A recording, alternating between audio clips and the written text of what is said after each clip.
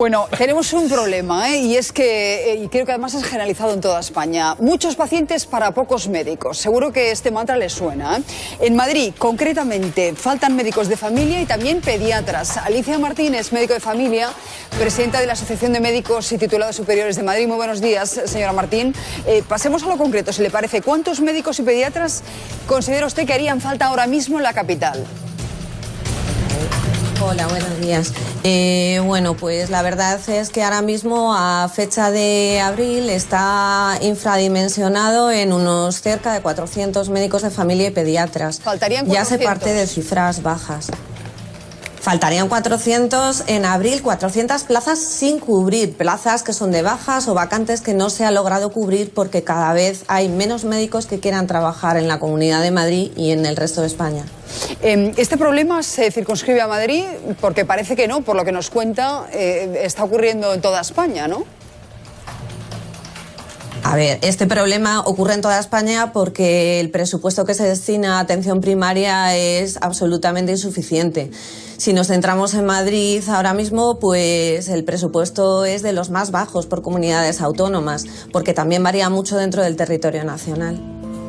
La consecuencia de esta falta de profesionales se nota cada día en las consultas, entiendo, ¿no? Porque, nos encontramos muchas veces que no tienen tiempo suficiente para atender a los pacientes, que tiene que ir todo muy rápido. ¿Cómo se puede solventar? A ver, la cuestión no es que falten profesionales, porque profesionales hay. Lo que pasa que se van de Madrid y se van de España porque las condiciones de trabajo en nuestro medio son de las peores de la Unión Europea. España está a la cola de los médicos de la Unión Europea en cuanto a salarios, solo por encima de Grecia. Y luego por comunidades autónomas está solo por encima, Madrid está solo por encima de Extremadura y de Andalucía. El resto de comunidades autónomas cobran más, pero aunque cobren más, las condiciones laborales siguen siendo penosas. Me llama mucho la atención lo que nos está diciendo ahora que hablamos de salarios, que los médicos españoles sean los peor pagados de la Unión Europea, solo por encima de Grecia. Ojo, no tenemos el farolillo rojo. Pues mira, como es... Vamos, porque tenemos ahí a Grecia, señora Martín.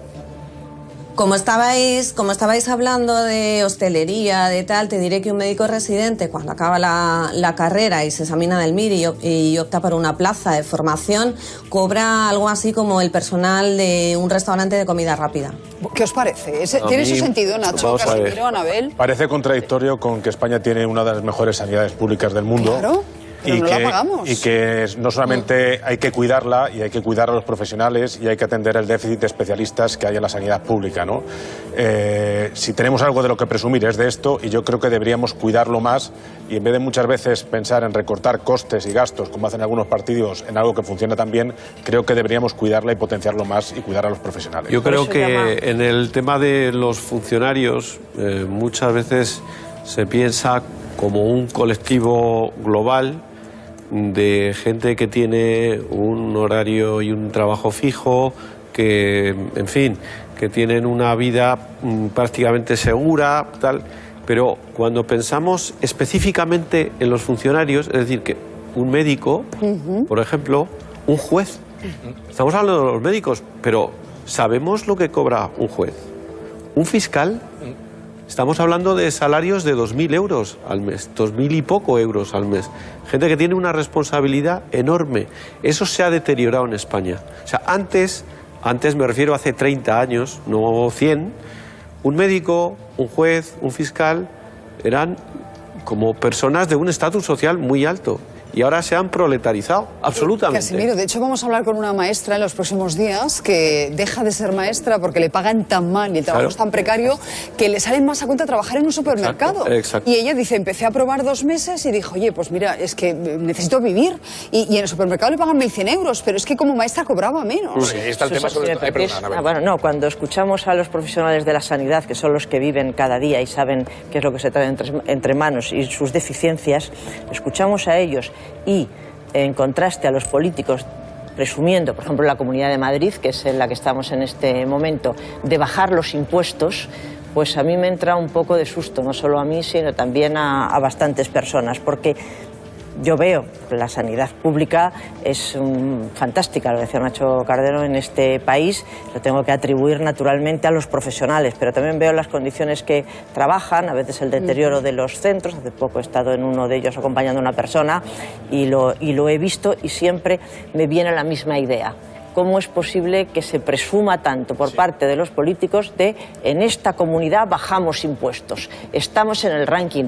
Hombre, a lo mejor no habría que bajarlos. En el caso de la Comunidad de Madrid, que además sigue siendo la que tiene una renta mayor, ojo con la demagogia de una carrera a ver quién baja más impuestos. Lo que ocurre vamos que a ver cómo está la sanidad. ¿Puede intervenir, Susana? Sí, Casimiro, Sí, le doy la palabra sí, enseguida, sí. señora Martín. Un segundito. Que Casimiro, gracias a esa política impositiva, Madrid es una de las comunidades que más ha crecido en los últimos años. Bien, bien. Es decir, antes dábamos los datos, Madrid en estos momentos es probablemente con el País Vasco la comunidad que más crece. Ya lo que se queja Anabel es que no se revierta más en sanidad ese crecimiento, ¿no, señora Martín? Sí, ¿Qué quería pero- decirnos usted? Efectivamente. Bueno, yo quería decirles que para que se hagan una idea de la situación que vivimos en España y en Madrid, y sobre todo en la atención primaria, saben que el déficit de médicos empezó primero por pediatría y ahora ya faltan muchos médicos de familia. El problema que tenemos es que, pues como hay esas condiciones laborales, la gente se marcha de España. ¿Vale? Se marcha de España y están pidiendo el certificado de idoneidad al Colegio de Médicos para irse de aquí unos 3.000 médicos al año. ¡Guau! España forma unos 6.000 residentes al año. Y se estima que en unos 5 años haya un 30% de jubilaciones que no tienen recambio generacional. Eso hace que los profesionales que estamos trabajando, en este caso en el medio de atención primaria, estemos sometidos a unas condiciones laborales que incumplen la Ley de Prevención de Riesgos Laborales, y cada vez aumentan más los riesgos psicosociales de los trabajadores y, por ende, la seguridad de los pacientes. Claro. Efectivamente, la sanidad española es una de las mejores del mundo, y entre ellas la atención primaria. Pero últimamente, en los últimos años, está siendo a costa de la no salud de los podemos profesionales. abanderarnos, Alicia, y eso es lo que le quería Costa de la preguntar, salud de porque los siempre decimos dicho. que la sanidad española, y lo decimos tanto, se cala tanto, que a veces nos olvidamos de los profesionales que trabajan en esa magnífica sanidad. Y esos profesionales, Alicia, por ejemplo, como tú, por ejemplo, por poner un ejemplo, un médico de familia, ¿cuánto tiempo tiene para atender durante su jornada laboral a los pacientes? Hace unos años eran 10 minutos, Mira, no sé cómo está ahora. Pero hace mucho, me hablas de hace muchos años. Claro, yo creo que ahora ¿verdad? están Porque 7 10 minutos. Es lo que se ha pedido desde hace un montón de años, para quién menos que poder atender a un paciente.